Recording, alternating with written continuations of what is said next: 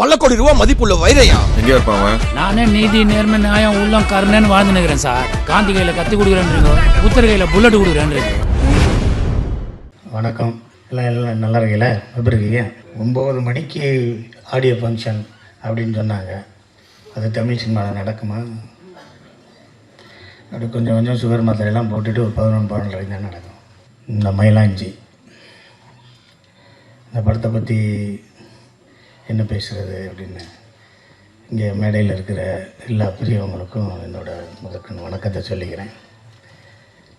ஒவ்வொருத்தரையும் பற்றி பேசுகிறோம்னா நான் 5 வரி பேசுவேன், 10 வரி பேசுவேன், 15 வரி பேசுவேன், 20 வரி கூட பேசுவேன். ஆனால் அடுத்தவங்கெல்லாம் பேசணுங்கிறதுனால வணக்கத்தை சொல்லிட்டு மற்ற விஷயங்கள் பேசிடுவோம்.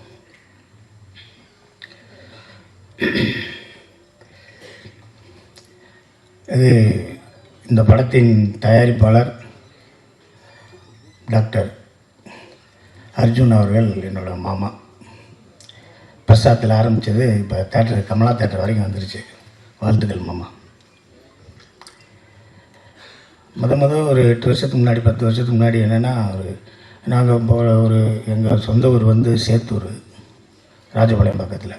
அங்கே எங்கள் தாத்தாவோட அப்பா காலத்துலேயே நாங்கள் புலம்பெயர்ந்து அங்கே சரியாக மழையெல்லாம் பெய்ய மாட்டேங்குதுன்னு சொல்லிட்டு தேனி பக்கத்தில் பெரியவரத்தில் வந்து செட்டில் ஆகிட்டோம்.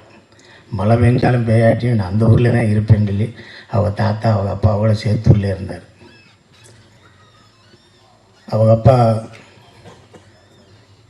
தமிழ்நாடு டிரான்ஸ்போர்ட் கார்பரேஷனில் ஒரு டிரைவர், எங்கள் அப்பா தமிழ்நாடு டிரான்ஸ்போர்ட் கார்பரேஷனில் ஒரு கண்டக்டர், எங்கள் தாத்தா அதே டிரான்ஸ்போர்ட் கார்பரேஷனில் டிரைவரு, எங்கள் சித்தப்பா எலக்ட்ரிஷியனு, எங்கள் இன்னொரு சித்தப்பா அவர் வந்து ஃபோர்மேன். நாங்கள் ஒரு 4 பஸ் வச்சுருந்தோம். அதை வந்து டிவிஎஸ் கொடுத்தோம். டிவிஎஸ் தமிழ்நாடு எடுத்துருச்சு. அதனால் அவங்க கொண்டு போய் தமிழ்நாட்டில் அவங்க இந்த பஸ்ஸை கொடுத்துருக்காங்க, அதனால் அவங்களுக்கு வேலையை போட்டாங்க அப்படின்னு சொல்லி டிவிஎஸ் ரெக்கமெண்ட் பண்ணி அப்படியே தமிழ்நாடு கார்பரேஷனில் அந்த பஸ்ஸில் இருந்தோம். ஒரு சாதாரண டிரைவரோட பையன் பயங்கரமாக படித்து மதுரை மெடிக்கல் காலேஜில் சேர்ந்து ஒரு டாக்டர் ஆகி நான் அந்த ஊரில் தான் இருப்பேன். இந்த 10 ரூபா டாக்டர், 5 ரூபா டாக்டரு, 20 ரூபா டாக்டர்னு சொல்லுவோம்ல, அது மாதிரி டாக்டர் அர்ஜுன் சார். நீங்கள் காசே இல்லாமல் கூட நம்பிக்கையாக நீங்கள் போகலாம். ஒரு பெட் இருக்கும், படுத்துக்கலாம், எப்போ வேணாலும் மருந்து விடுவார், எப்போ வேணாலும் சாமி விடுவார், எப்போ வேணாலும் மருந்து கொடுப்பார். அவர் கோயிலுக்கு போனதா சரித்திரமே கிடையாது. சாமியை பற்றி பேசின சரித்திரமே கிடையாது. அப்பா அம்மா பாரதியார் வள்ளுவர், அவ்வளோதான். கம்பர். அவரை ஹோட்டலில் சாப்பிட்டு அவர் உட்கார வச்சு ஹோட்டலில் சாப்பிட்ற மாதிரி ஒரு போட்டோ காமிச்சிட்டேன்னா நான் உங்களுக்கு 1 லட்ச ரூபா தரேன். இப்போ கீழே வச்சுருக்க தண்ணி எடுத்து அவர் 1 மடக்கு குடிச்சிட்டாருன்னா உங்களுக்கு 2 லட்ச ரூபா தரேன். ஏசிலேயே கொண்டு போய் 3 மணி நேரம் உட்கார வச்சுட்டேன்னா 4 லட்ச ரூபா தரேன். எதுவுமே சரி, ஒரு சாதாரண மனிதனை மாதிரி ஒரு சாதாரண மனிதனே கிடையாது. இப்போ ஒரு காமெடி அவர் வார்த்தையில் வருதில்ல, அவங்கெல்லாம் மனித இனத்துக்கு அப்பாற்பட்டவங்கன்னு சொல்லுவார்ல, அது மாதிரி அவரோட தனி மனித ஒழுக்கம் வந்து அவரை மிகப்பெரிய லெவலுக்கு கொண்டு போயிருக்கு. இப்போ கூட நேற்று சென்னையிலேருந்து வந்திருக்காரு, இது சேத்தூர்லேருந்து வந்திருக்காரு. எனக்கு தெரிஞ்சு நேற்றே தயிர்ச்சோறு பிடிச்சோறு கட்டி வந்துருவார்னு நினைக்கிறேன். எங்கேயுமே சாப்பிட்ருக்க மாட்டார், இனிமேலும் சாப்பிட மாட்டார். நீங்கள் ஏதாவது ஒரு அன்பாக ஏதாவது கொடுத்துருங்க, காயின் வாங்கி வச்சுட்டு பின்னாடி வச்சுக்கிறாரு, அதுக்கப்புறம் யார்கிட்டயா கொடுத்துருவார். 8 வருஷத்துக்கு முன்னாடி 10 வருஷத்துக்கு முன்னாடி என்னை பார்க்குறாரு. நான் என் குலதெய்வம் கோயிலுக்கு போகிறேன், என்கிட்ட வந்து மாமா எனக்கு ஒரு படம் பண்ணுங்க அப்படின்னா. பண்ணிடுவோம் மாமா, எவ்வளோ செலவாகும் அப்படின்னா. இவ்வளோ ஆகும் அப்படின்னா. சரி மாமா பண்ணிடலாம். அங்கேயில் எங்கள் மாமா என்கிட்ட ஒரு கதை சொல்லுவார். மாமா இந்த கதை வந்து அப்படி இருக்கு மாமா, இப்படி இருக்குன்னு 4 வருஷமாக பேசுகிறோம். இல்லை மாப்பிள்ள, அது வந்து கண்ணை பார்க்குது, காதை பார்க்குது, மூக்கை பார்க்குது, காலை பார்க்குறாங்க, அப்படியே பின்னாடி தான் பார்க்குறேன், ஆனால் மூஞ்சியை பார்க்கல மாப்பிள்ள. மாமா ரொம்ப குழப்பறீங்க மாமானே. அப்படியே போச்சு. எனக்கே நல்லதாக தெரிஞ்சு மாமாவை வந்து நான் அவரை சினிமாவை கூப்பிட்டு வந்து மாமாவுக்கு ஏதோ நல்லது நடந்துச்சுன்னா ஓகே, மாமாவுக்கு ஏதாவது ஒன்றுச்சுன்னா சிங்கப்பிள்ளி கரெக்ட் பண்ணி டாக்டர் களிமண் தாண்டிடுவாங்க. ஆக நான் லேட் பண்ணது கூட மாமாவுக்கு நல்லது. மாமா வந்து படம் எடுக்கிறேங்கனாரு, நான் எடுக்கலை. ஆனால் ஏன் எடுக்கலைன்னா அவர் சொன்ன கதையை நான் பண்ணாதனால நான் எடுக்கலை. ஆனால் அஜயன் பாலாவை சந்திக்கும்போது அஜயன் பாலா சொன்ன கதையை கேட்டிருக்காரு, அதை தான் எடுக்கிறாரு. அப்போ என் மாமா மேலே எனக்கு கோபம் வருமாறு மாதிரி தான். ஆனால் இருந்தாலும் இந்த மயிலாஞ்சிக்கு அவர் சேர்த்த ஒரு கூட்டணி இருக்க, செலியன், ராஜா சார், ஸ்ரீகர் பிரசாத் இப்படிங்கிற ஒரு மிகப்பெரிய கூட்டணி இருக்குது. இந்த கூட்டணிக்கு வந்து மாமா வந்து எவ்வளோ தூரம் சினிமாவை நேசிச்சுன்னா இந்த கூட்டணிக்கெல்லாம் நல்லது சொல்லுவார் அப்படின்னு ஒரு விஷயம் இருக்குது. சினிமாவை அதிகமாக நேசிக்கிற ஒரு கேரக்டர் அவர், ரொம்ப அதிகமாக நேசிப்பார். நான் அவரை பார்த்தேன்னா, மாமா மண்டவலிக்கு என்ன மருந்து கொடுக்குறீங்க, கை கால் வலுப்புக்கு என்ன செய்கிறது, தூக்க வரலாம் என்ன செய்யலாம், தண்ணி அடிக்காமல் இருக்க என்ன செய்கிறது, அப்படி இப்படின்னா நம்ம கேட்போம். ஆனால் அதுக்கு முன்னாடி மாப்பிள்ளை ஒரு படத்துக்கு எவ்வளோ லென்த் இருக்கும், இந்த சீனை எப்படி எடிட் பண்ணுறாங்க, இந்த சீனை எப்படி டப் பண்ணுறாங்க, இந்த விஷுவல்ஸ் எல்லாம் எப்படி பண்ணுறாங்க, இது எந்த கேமராவில் எடுக்கிறாங்க, என்ன ஏது அப்படிங்கிறத டெய்லி கேட்டுகிட்டே இருப்பார். எங்கள் வீட்டிலே சொல்லுவாங்க, எவ்வளோ நேரங்கள் 1 மணி நேரமாக ஒரு ஆள் கூட பேசுவீங்க, யார் கூட பேசுவீங்க அப்படின்னா தயாரிப்பாளர் டாக்டர் அர்ஜுன் அவர்களோட தான் பேசுவார். நைட்டு 10 மணிக்கு பேச ஆரம்பிச்சா 11 மணி வரைக்கும் 12 மணி வரைக்கும் பேசுவார். நிறையா பேசுவோம். மாமாவை எப்படியாவது சினிமாவில் இழுத்து விடணும் போது அப்படின்னு சொல்லிட்டு காதர் பச்சா முத்துராமலிங்கங்கிற படத்தில் ஒரு ஜட்ஜு கேரக்டர் முத்தியாட்டை சொல்லி வாங்க மாமா அப்படின்னேன். எப்போ மாப்பிள்ள வரணும்னா 5 மணிக்கு வாங்க மாமா காலையில், நீங்கள் அங்கேருந்து வரணும், அப்படி கொஞ்சம் லேட் ஆகிடும் வாங்க, உங்களுக்கு தான் ஃபர்ஸ்ட் ஷாட் இருந்து 5:30 வந்துட்டார். நம்மளுக்கு மதியானம் தான் எடுத்தாங்க, ஒரு 1:30 மணிக்கு தான் எடுத்தாங்க. மாப்பிள்ளை 5 மணிலேருந்து வந்துருங்க மாமா சாப்பிடுங்க மாமான்னு. அப்புறமேல் டப்புன்னு போய் காருக்குள்ளே உட்காந்து அது ஒரு டிஃபன்லேருந்து அதை சாப்பிட்டார். நீங்கள் சாப்பிட்டியா மாப்பிள்ளைன்னு மாமாவை கூப்பிட்டு போனோடனே அதில் தோசை ஊற்றிருந்தாங்க. தமிழ் சினிமாவில் இப்போ புதுசாக ஒன்று வந்துருக்குல்ல, லைவாக தோசை ஊற்றுறது, லைவாக இட்லி ஊற்றுறது, லைவாக பூரியை போடுறது, சின்ன சின்ன தோசையாக போட்டாங்க. என்ன மாப்பிள்ளை, என்ன மாமா சின்ன தோசையாக இருக்கும், சினிமாவில் ஒருத்தர் வளர்ந்துட்டான்னா அந்த எல்லா சாப்பாடுமே சிறுசாயிரும். பெரிய இட்லியை போட்டாங்கன்னா அவன் இன்னும் சின்ன டெக்னீஷியனாக இருக்கணும். ஏன்னா பெரிய இட்லியை பெரிய டெக்னீஷியன் கடிக்க முடியாது, அதனால் சின்ன இட்லியை விடுவாங்க. சின்ன தோசையை போட்டான்னா பெரிய ஆளு தான் சின்ன தோசையை போடுவாங்க. மனுஷன் பெருசாக சினிமாவில் பெருசாகிறேன்னா அவன் கேரியர் திறந்து பண்ணோன்னா இட்லியிலே சின்ன இட்லியாக இருக்கும். ஏன்னா அவர் கடிக்க மாட்டார், ஏன்னா அவர் வேறு வேலை இருக்குது, வேறு என்ன வேலை இருக்குன்னு தெரியல.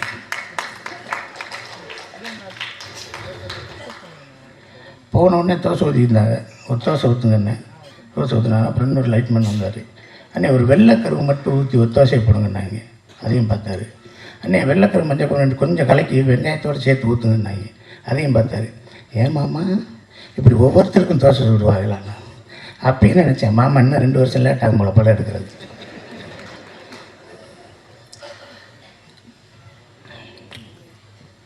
அப்புறம் எங்கள் மாமா வந்து 2 மணி நேரம் பேசுவார். மீட்டிங்லாம் பேசினாலும் 2 மணி நேரம் பேசுவார். என்னைய விவேக், ஸ்னேகனை, லிங்கம் சாமி சார் எல்லாத்தையும் கூப்பிட்டு கம்பர் திருவிழா, பாரதி திருவிழா, வள்ளுவர் திருவிழான்னு சொல்லி அடிச்சு நொறுக்குவார். ராஜபாளையம் சேத்தூர் விருதுநகரிலே கல்லை கெட்டுப்பார்.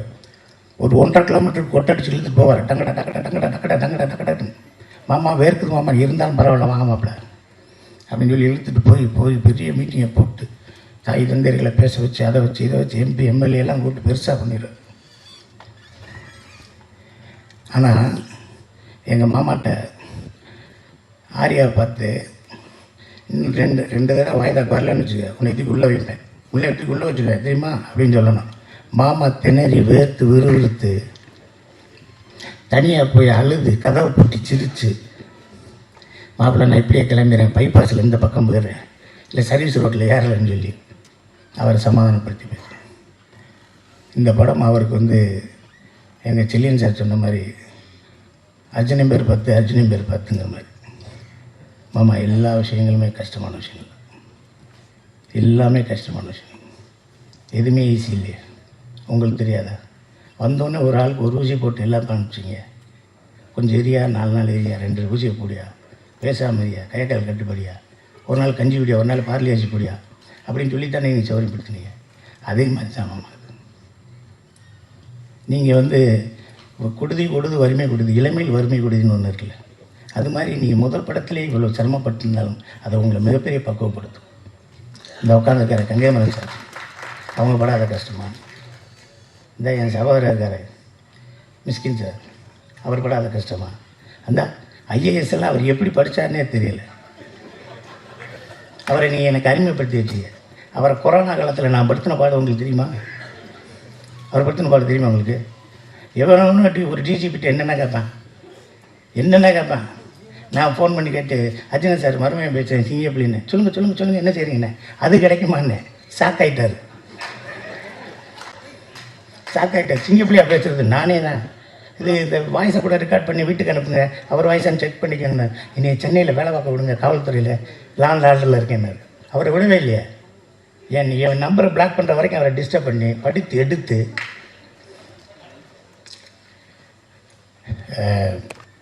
அன்னைக்கு நடந்து போயிட்டுருக்கையில் அந்த ₹1 தூக்கி இவர் ₹1 கொடுத்தாராம், அவர் ₹1 வச்சுக்கிட்டாராம். அந்த காசை வச்சுக்கிட்டு எப்படி இருந்தீங்க? இன்கம் டேக்ஸ் ரேடெல்லாம் வந்தால் என்ன ஆயிருக்கும்?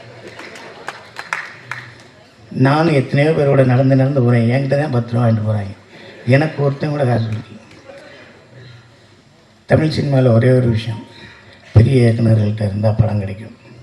அடுத்து எங்கள் அன்னை சீமான் என்னை வீட்டில் வெங்காயம் உரிச்சா படத்தில் டைரக்டர் ஆகிடும்.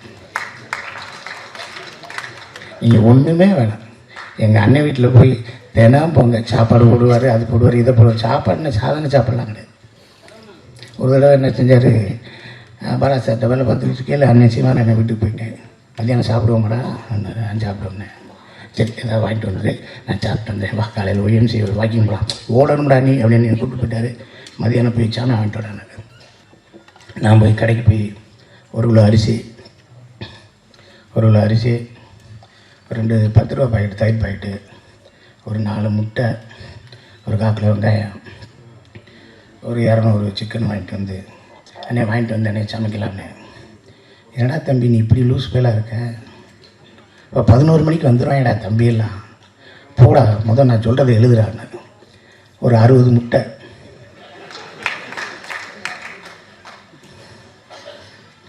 6 கிலோ கோழிக்கறி, 4 கிலோ மட்டனு,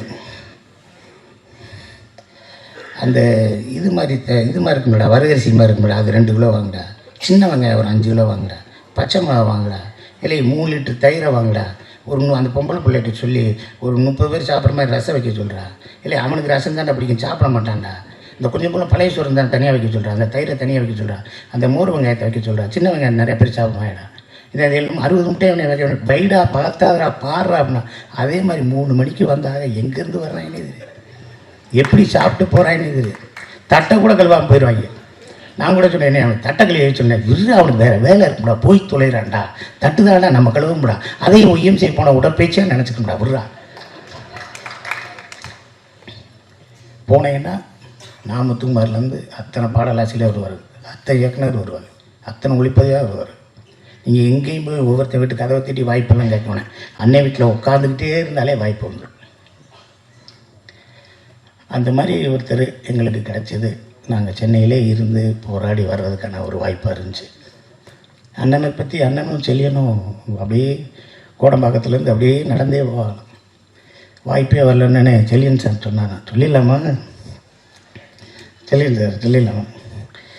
ஐயோ ரொம்ப கஷ்டமாக இருக்குமே. நம்ம ஒரு பெண்களாக பிறந்திருந்தா வாய்ப்பு கிடச்சி பெரிய ஆள் ஆயிடுவோமோ, நடிகையாக இருக்கலாமா அப்படின்னு எங்கள் அண்ணன் கேட்டிருக்காரு. அதுக்கு செல்லியன் இருக்கும் அப்படின்னா, அதுக்கு எங்கள் அண்ணன் சொல்லியிருக்காரு, நீங்கள்லாம் பெண்ணாக பிறந்தா செவப்பாக பிறந்துடுவேன், நல்லா பிறந்துட்டேங்க கருப்பு பிறந்துடுவேன், அப்போயும் எனக்கு பிரச்சனைண்டா அப்படின்னு. இதெல்லாம் மயிலாஞ்சி ஷூட்டிங் அப்போ தனியாக நின்று பேசிக்கிறீங்க, நாங்களாம் சிரிச்சுக்கிட்டு இருப்போம். செகண்ட் ஷூட்டில் போகல என்ன சிரிக்கிறீங்கன்னு கேட்டுக்கிட்டே இருப்பாங்க. ஸோ அவர்களுக்கும் அவர்களுக்கான பந்தம். ஒரே அறையில் ஒரு நாள் 10 நாள் பேசலாம், 20 நாள் பேசலாம், 2 மாதம் பேசலாம், 3 மாதம் பேசலாம், 4 வருஷம் 5 வருஷம் 6 வருஷம் பேச முடியுமா? எங்கள் அண்ணன் சீமான் அண்ணன், Chezhiyan sir, director Bala sir, Arthur Wilson, Jeyamohan, Ramakrishnan, இப்படியே உட்காந்து பேசிக்கிட்டே இருப்போம். 100 படம் பார்த்து ஒரு நல்ல படம் எடுக்க முடியாது. ஒரு படத்தை 100 தடவை பார்க்கணும்டான்னு எங்கள் அண்ணன் தான் சொல்லுவார். ஓடுன ஒரு நல்ல படத்தை 100 தடவை பாடுறா. நல்ல படத்தை பாடுறா. இங்கே அந்த ஃபெஸ்டிவல் போகிறதா, அந்த ஃபெஸ்டிவலும் தூக்கிடல, ஒரு படம் பாடுறா. உலகத்தில் சத்யஜித், ஜேம்ஸ் காமரூன், அவன் இவெல்லாம் சொல்லாதரா. இந்த பக்கத்தில் உட்காந்துருக்கேன்டா தம்பி பாலா பேரை சொல்கிறான், பாலமேந்திர சார் பேரை சொல்கிறான்.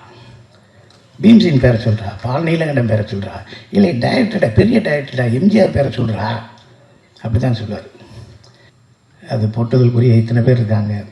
கங்கையரமன் சாரை என் படத்தில் 2 படத்தில் அஜித் படத்தில் நடிக்க சொல்லி அவர்கிட்ட போய் கேட்டேன். அவர் நான் ஆஃபீஸ்க்கே வரேன்ப்பா அப்படின்னாரு. ஆஃபீஸில் வந்தேன், கதையெல்லாம் சொன்னேன்.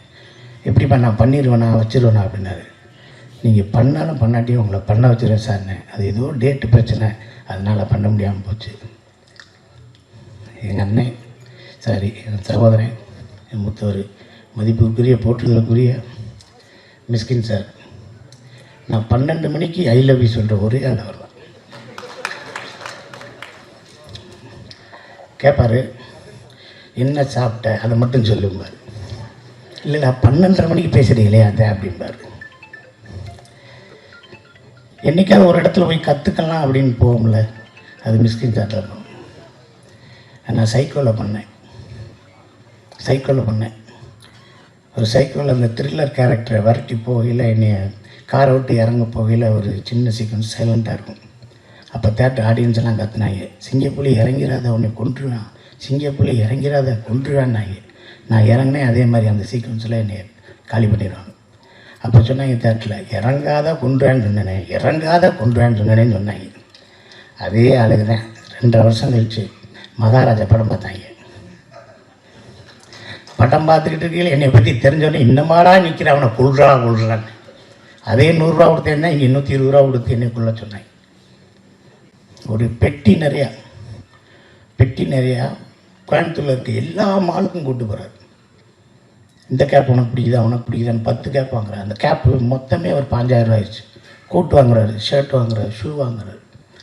இல்லை பேசாமல் உங்களை நான் அழகாக காட்ட போகிறேன்னாரு. அதில் வெற்றி பெற்றாரா சரியானு எனக்கு தெரியல. நம்ம அழகாக இருந்தால் தானே இருக்கும். ஆனால் என்னை வச்சு அந்த சைக்கோ படத்தில் ஒரு நல்ல கேரக்டர் விட்டார். தினமும் ஷூட்டிங் முடிஞ்சோடனே சிங்கப்பிள்ளையை நான் ஒரு கைதட்டுங்க அப்படின்னாரு. ஷூட்டிங் முடிஞ்சோடனே நான் இன்றைக்கி உங்களுக்கு முடிஞ்சிச்சுன்னே போயிட்டு வாங்கினேன் நல்லபடியாக. போய் ஏறுறேன், காஸ்டியூமர் ஒரு பெட்டியோடு வர, பெரிய பெட்டியோடு. நான் போட்டிருந்த பேண்ட்டு, சட்டை, டிஷர்ட்டு, ஷார்ட்ஸு, கீட்ஸு, கேப்பு இப்போ எல்லாத்தையும் வச்சு அண்ணே உங்களுக்கு கொண்டு போய் சொன்னார்னாரு. இல்லை சார் ப்ரொடக்ஷன் ஹவுஸ் ஆரம்பிச்சிட்டாரு, அவருக்கு நிறைய தேவைப்படும், அவரை வச்சுக்கிற சொல்லுங்கள். எனக்கு வேணாம், ஒரு அடையாளத்துக்கு 2 சட்டை எடுத்துருவாங்க. இல்லை சார் அவர்கிட்ட பேச முடியாது சார், காரில் ஏறி போயிட்டே இருங்க என்ன. இந்த ஒவ்வொரு நிகழ்வும் தான் நம்மளை சினிமாவில் இன்னமும் இருக்க செய்யுது. இந்த படத்தை எடுத்த தயாரிப்பாளர் அர்ஜுன் சார் அவர்களுக்கு, எங்கள் மாமா அவர்களுக்கும் எல்லாருக்கும் நான் நன்றியை சொல்லிக்கிறேன். லால்குடி இளையராஜா இந்த படத்தில், நாடு படத்தில் வேலை பார்த்தோம், இந்த படத்தில் வேலை பார்த்தோம். எனக்கு தெரிஞ்சு லால்குடி இளையராஜா வந்து நேர்மையின் மறுவுருவம். ஏதாவது ஒரு விஷயத்தை சொல்லி அந்த செட்டை போடுங்க, இந்த செட்டை போடுங்கன்னா இந்த செட்டுக்கு இவ்வளோ தான் ஆகும், நீங்களே வந்து செலவழிங்க, நீங்களே பார்த்துங்க, எனக்கு 5 நிமிஷம் தேவையில்லை அப்படின்னு சொல்லக்கூடிய ஒரு மிகப்பெரிய ஆள். எங்கள் அண்ணன் தனஞ்சை அண்ணன், ஆர்வி குமார் சார் அவர்களுக்கும், பேரரசு அவர்களுக்கும், எல்லாருக்கும், அம்மா அவர்களுக்கும் எல்லாருக்கும் நன்றியை சொல்லிக்கிறேன். இந்த படத்தை ஊடகவியல் எல்லோரும் சேர்ந்து ஒரு நல்ல நிலைக்கு, ஒரு உன்னதமான ஒரு விஷயமாக கொண்டு போங்க. எழுத்தாளர் கல்கி சொன்ன மாதிரி ஒரு நல்ல விஷயத்தை எல்லாரும் பார்க்கணுங்கிறதுக்காக நல்லபடியாக எழுதுங்க. ஒரு கெட்ட விஷயத்தை எல்லாருக்கும் போய் சேரக்கூடாதுங்கிறதுக்காக அதுக்கு பொங்கி எழுந்து கூட தவற சுட்டி காட்டுங்க என்று சொல்லி இந்த வாய்ப்புக்கு நன்றி கூறி அமர்கிறேன். நன்றி, வணக்கம்.